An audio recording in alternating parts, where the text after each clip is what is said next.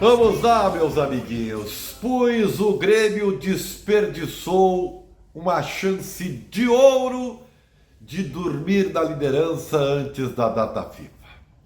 Seriam 2 semanas gloriosas, com o Grêmio candidatíssimo ao título, com tudo dando certo, o Bragantino fazendo gol no finalzinho e empatando contra o Botafogo, né? Quer dizer, tudo se encaminhava. Mas a verdade é que o prenúncio de que a coisa não ia ser fácil veio logo quando a chuva apertou e transformou o gramado da arena num pocilgo, uma pocilga, né? Impraticável, né? E o acúmulo de chuva, evidentemente, facilita para quem quer destruir e não para quem quer construir. Tá, mas isso aí todo mundo sabe, né? Mas isso não é a explicação para o que eu acho que foi uma incompetência do Grêmio. O Grêmio perde um jogo atuando desde os minutos iniciais de jogo com um jogador a mais e não conseguiu produzir, especialmente no primeiro tempo, situações de gol que pudessem empurrar o Corinthians e transformar a superioridade de volume de jogo, ocupação de espaço em oportunidades de gol. E pior, né? Depois que Bruno Mendes foi expulso, justamente, aliás, depois de um lance que ainda vai ser muito polêmico e talvez até não seja tão maior porque o Corinthians ganhou, de uma falta do João Pedro em cima do jogador do Corinthians na área. Eu acho que foi o Matheus Bidu, né? Eu confesso que, para mim, dentro do padrão de arbitragem brasileira, aquilo não é pênalti.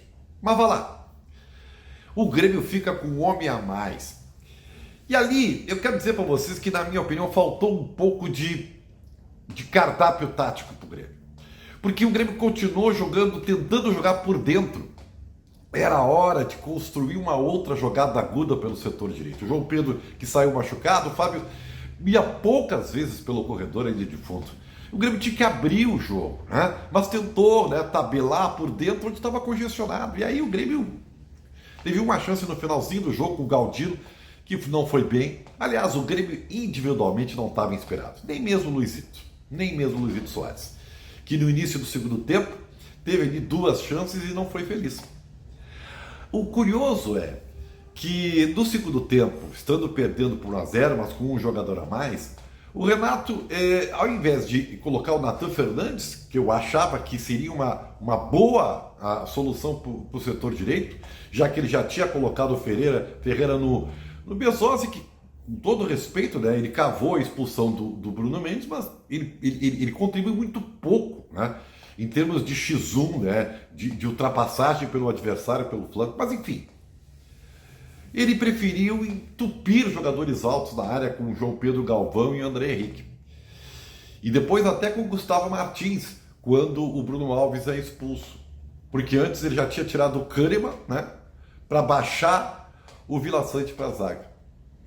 E tu sabe que é incrível, o Grêmio, por mais que fosse só jogar de bola alçada na área, teve oportunidades.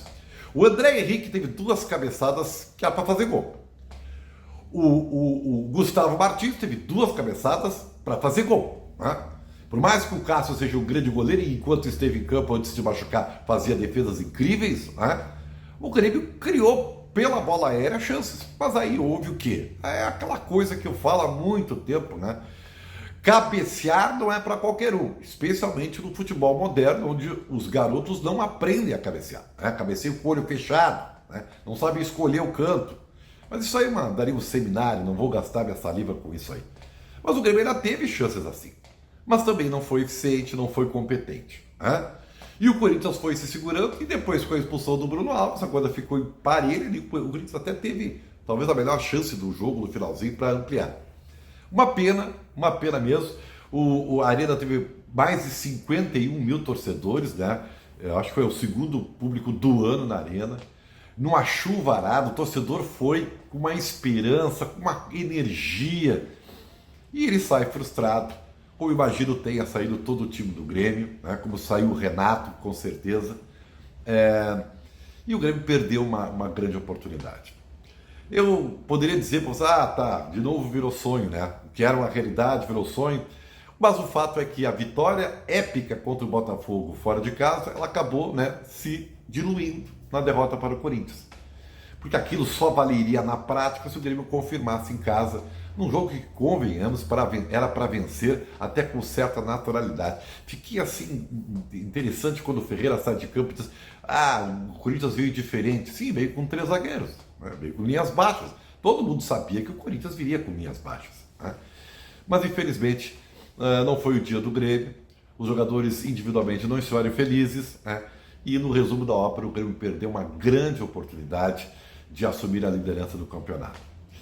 Agora, o Palmeiras foi o grande beneficiado, porque depois de vencer o Internacional e o empate do Botafogo e o do Bragantino, do empate do Flamengo e da derrota do Grêmio, o Palmeiras assumiu a liderança do campeonato, né?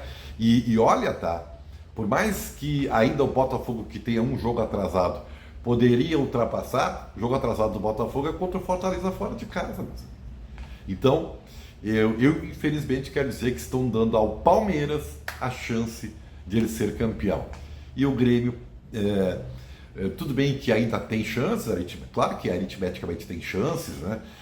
Mas perdeu uma preciosa oportunidade de ouro, uma chance de ouro.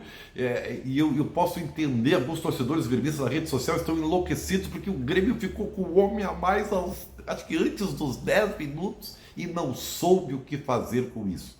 Eu chego a dizer que a expulsão do Bruno Mendes prejudicou o jogo do Grêmio.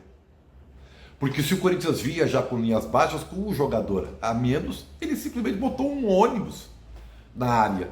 E o Grêmio não soube o que fazer com isso. Não soube o que fazer. Infelizmente, o Grêmio não foi competente, não foi uma boa jornada. É verdade, como falei, o gramado também não ajudou. Só que quando teve um gramado bom no ataque à sua disposição, que foi no primeiro tempo, o Grêmio pouco fez para criar grandes situações de gol. Então, convenhamos, né? Não dá nem para dizer que foi injusto, né? Porque o Corinthians lutou bravamente pelo resultado. Quantas e quantas vezes o próprio Grêmio, né, conseguiu façanhas muito mais na atitude, na entrega, do que propriamente pelo futebol. Lamentável, frustrante, muito frustrante, mas uma realidade. O fato é que o Grêmio, claro, continua lutando pelo G4, pela vaga direta na Libertadores da América, ainda tem chance de título, mas convenhamos, né? Eu não sei como é que vai repercutir, inclusive no ânimo, né, do torcedor, no ânimo interno, né? O Grêmio tinha a faca e o queijo na mão. O contexto deu para o Grêmio a grande oportunidade para disputar um título que há muito tempo o torcedor do Grêmio sonha. E o Grêmio, infelizmente, acabou tropeçando nos seus próprios erros. O que vocês acharam, hein? É da vida. Tamo junto.